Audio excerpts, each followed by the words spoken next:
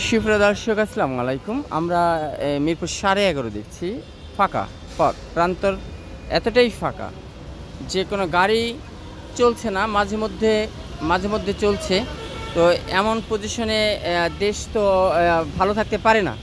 তো আমরা একটা কোম্পানি আছে এখানে, শিকড় গাড়ির সিনিয়র সুপারভাইজার, অত্যন্ত ভালো, সেই একটু বলতে পারবে, কারণ যেহেতু সব সময় পথে থাকে এবং সুপারভাইজার। আসসালামু আলাইকুম ভাই, আপনার সাথে একটু কথা বলতে চাই যে আপনি তো শিকড় কোম্পানির সিনিয়র সুপারভাইজার পল্লবী 11.5 স্থানে আপনি পেয়ে গেলাম আপনাকে।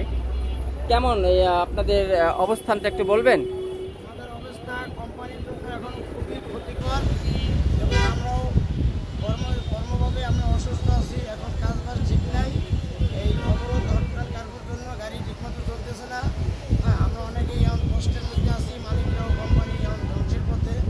তাই আশা করি যেন সবই স্বাভাবিক হয়, সব কিছুই ভালো হয়, যাতে সব ঠিকমতো আগের মতো স্বাভাবিক হয়, সবগুলো আমরা চলতে পারি।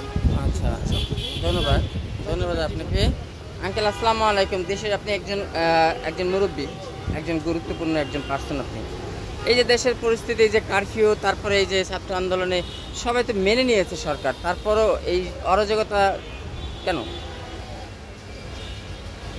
অরাজকতা কেন, সেটা সরকার আলোচনার মাধ্যমে এগুলো সমাধান করবে। কেন এটা দেশের আমাদের ক্ষতি না? হ্যাঁ, দেশের তো ক্ষতি হচ্ছে।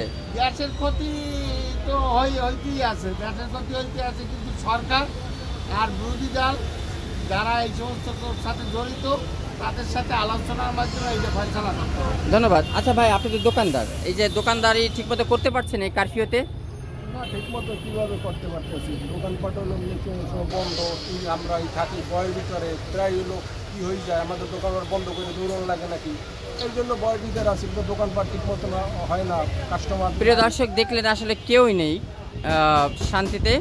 তো এই হলো অবস্থা। এই যে আমরা শিকড় গাড়ি দেখতে পাচ্ছি,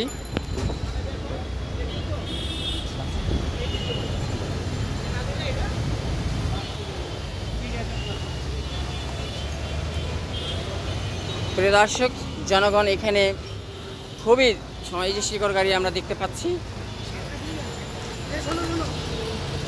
আমার কথা বললি 50 টাকা রাখলাম।